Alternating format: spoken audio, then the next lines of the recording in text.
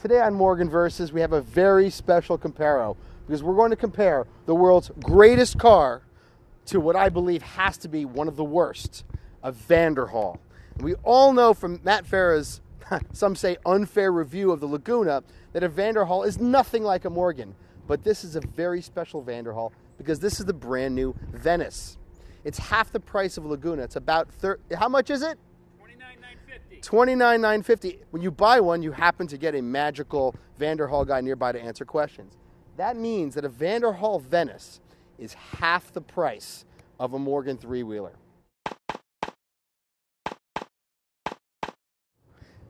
Let's talk about exterior styling. I want to hate it. Obviously, I want to hate it, but it's really cool. It's really, really cool. Vanderhall has really, really nailed this. If you were to build a three-wheeler from scratch today, this is pretty much what it should look like. Let's talk about the engines. The Morgan has a 2-liter American-made S&S, 2-cylinder, making about 90 horsepower. Nobody cares. The great thing about it is it's mounted on the front, which means when you break down, you have easy access to it. You can see all the oil leaking out of it. It's just a fantastic motor for when you break down. The Vanderhall has a GM 2-liter, 1.4-liter. Nobody cares. It's mounted underneath the hood. You can't see it. Why do you buy such a car? You want to see the moving parts, especially when it breaks. The Vanderhall clearly is more reliable than the Morgan just based on how it appears. It's clearly junk. Nobody cares. The Morgan is better.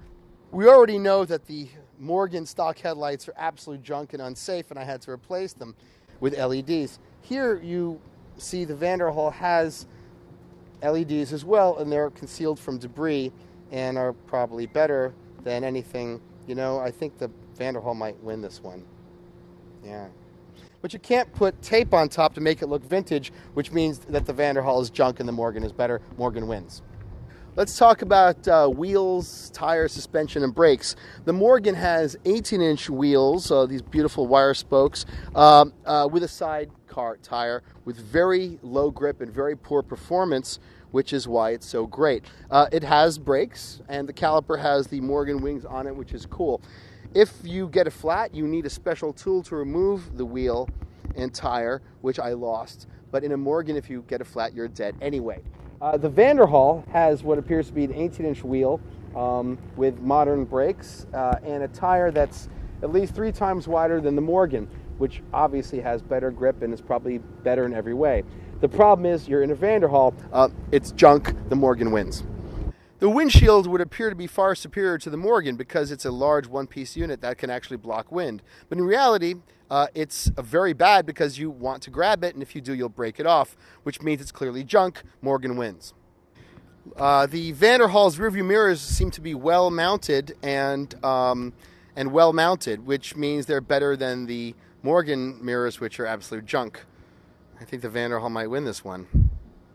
Exhaust. Well, we all know the Morgan's exhaust is the greatest of all time, and this is where the Venice falls short. These little baby pipes are mounted in a way that you can't see them from all angles outside the vehicle, and they're much quieter. But granted, I did install aftermarket pipes, but it doesn't matter because these pipes need to be out here, and if you can't burn your hand on them, they're not correctly placed. So the Vanderhall is junk, Morgan wins. Then you've got the gas cap, which I want to hate, but actually is really cool. This thing is cool. My gas cap on the Morgan actually fell off, and I lost it, so I just have a thing. So something Vanderhall's okay. These roll hoops are actually the correct height to protect your head from injury should you flip over, which is very likely, and it appears to be safer than the Morgan, but the Morgans are in chrome. But it's an option. Vanderhall, it's getting close. In the rear, you have the rear tire, which is much larger than the Morgan's. I don't know the size. You know why? Nobody cares. It obviously offers more grip and is much safer than whatever is in the back of the Morgan. I don't know. And that's the problem, because this is front-wheel drive, therefore negating the benefits. Something nobody cares. I'm going to give the Vanderhall points here because the thing looks so cool. Most people don't know how it works. I really like it. But there is a problem. The name of the vehicle is Venice, and on the back it actually says Venice. And a lot of people are going to walk up to this. They're going to say, Oh, do you live in Venice? And you're going to say no. Oh, is that aftermarket? I don't know. Not buying it. It's junk. The Morgan is better. I mean, does the Morgan say three-wheeler on it? Obviously not. Morgan wins. The storage behind the seats is actually... It actually has storage behind the seats. The Morgan, I mean, you need to open the trunk. It takes over half an hour to get any... This is not bad, except that what's behind here is detailer. What's this? A helmet, some other... This is for coward. I don't wear makeup. What a bunch of cowards these people are. What's the... Who buys a Heli Air Monaco hat? This car is for jerks. This thing is junk. The Morgan wins. Let's talk about options and accessories. The Vanderhall has this quite cool hat, which I don't know. It's probably very reasonably priced. All of Vanderhall's options are reasonably priced. Houndstooth is like $975 or $2,000. I forget. The steering wheel not removable, which means that there is no anti-theft option. And the tonneau cover cannot be attached to this one because it requires snaps that you need a hex key to remove. I don't know. I'm confused. There are lots of great inexpensive options, but it doesn't matter because the Vanderhall is junk. The Morgan has one option Vanderhall does not have. The Morgan clearly wins the options war because you have all this extra space, which allows you to carry this. And this is not only intimidating to people who might want to mug you, but also doubles as your rain protection because this samurai umbrella can then be wedged between the seats, just like so, and held by your passenger to block the rain. And we can now demonstrate that. It's amazing. Samurai umbrella. No room for that in the Vanderhall. Ingress and Egress. Very similar to the Morgan, except there's no center thing to put my hand on, so I fall like this. It's junk. The Morgan wins. I'm actually lying because this is far more spacious and comfortable than the Morgan. But in a class of two, both being terrible, you're still in a Vanderhall, so the Morgan wins. Let's move to Egress. This is where legitimately the Vanderhall does lose because there's no center tunnel and there's no chassis member to brace my foot against. So I'm like this, and then I'm like this, and then my feet slide on this, and then my shin hurts, and then you gotta do this. They're both equally terrible, but the Vanderhall needs something in the middle more. Unbelievably, the Vanderhall Venice actually has a ventilation system, which would seem to be a good thing, except that the added complexity of the system in a vehicle costing this much can't possibly work, so it's junk. But the rest of the interior, I on first glance, I really love. It's got this beautiful steering wheel, which is clearly better than the junk foisted on me by my English friends.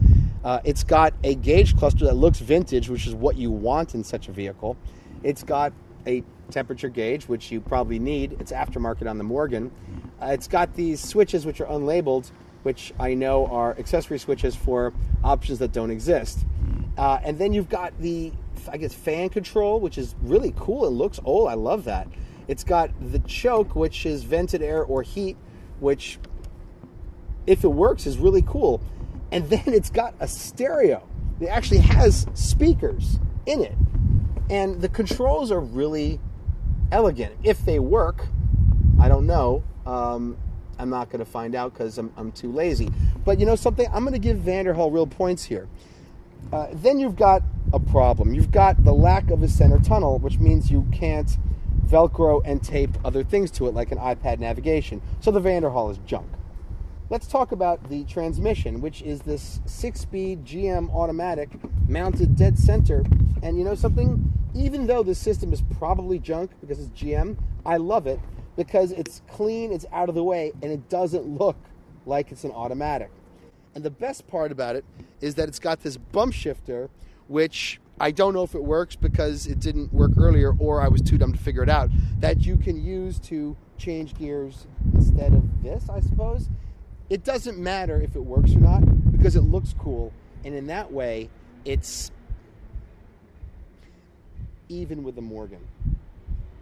Now that we're done ignoring the facts, we're going to go to driving impressions. And I can tell you in advance that even though the Vanderhall is better in every way, it doesn't matter because I want an unsafe, unreliable, foreign vehicle that's hard to fix, that's fun to drive, because that's why you know something, let's just get in the car. Daniel Boyer with Vanderhall Motorworks. We really appreciate the opportunity to come out here and spend some time with Alex. He's obviously delusional about his vehicle, and that's okay. The Vanderhall is better in pretty much every category that he's described so far, and the only reason he can't get out is because he's old and not very flexible. So realistically speaking, the Venice is better in every way and costs half as much. Nobody cares. It's junk. It's junk. Cut it, dude. This rebuttal's no good. Just cut it. It's hard not to say that it's better, except that it sucks because the engine's too quiet, the acceleration's too linear, it's too good, and at $30,000, it offers too much value, way too much value. Part of the charm, part of the magic of owning an exotic, because that's what it looks like, is that it's got problems, a lot of problems. And then, of course, you have the engine. The engine is not loud enough. The exhaust not loud enough. You could fix that. You know, I'm starting to make excuses because for the first time I'm driving a car that actually ticks all the boxes of a Morgan customer. You see, it all comes down to crowd reaction. If you showed up in the Vanderhall alone, you're pretty much in the coolest car there is until the Morgan shows up.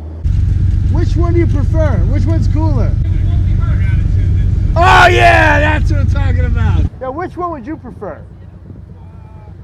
Wise choice. You like this one or the other one better? Oh, old school, yeah. This one or that one? Oh yeah, okay, yeah. You see? There it is. It's tough. It's tough.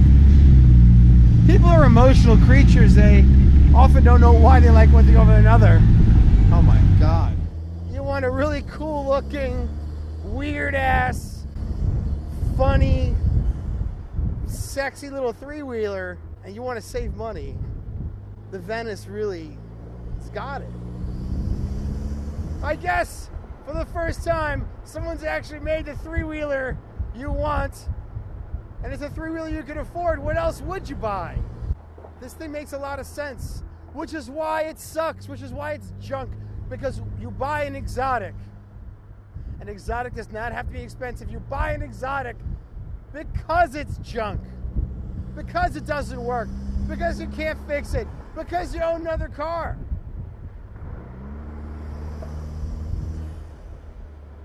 I can't wait to give this thing back so they can get out of town, so no one can see it next to my car, so no one can see me boosting the Morgan from the Vanderhall.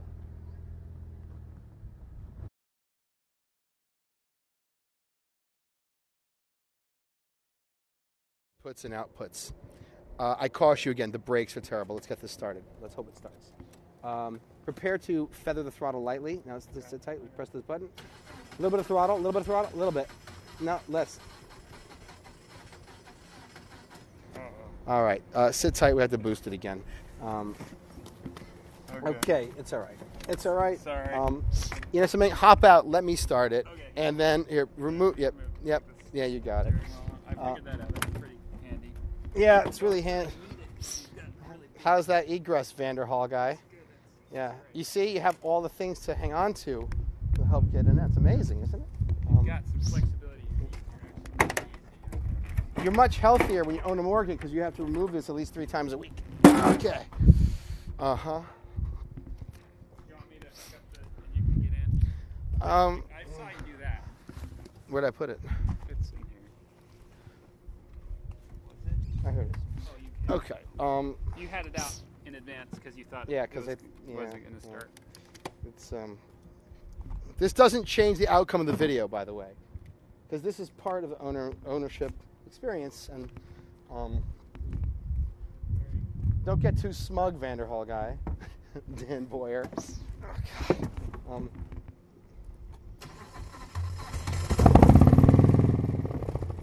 That was my bad, obviously. Okay, so we should just leave the battery tender in there.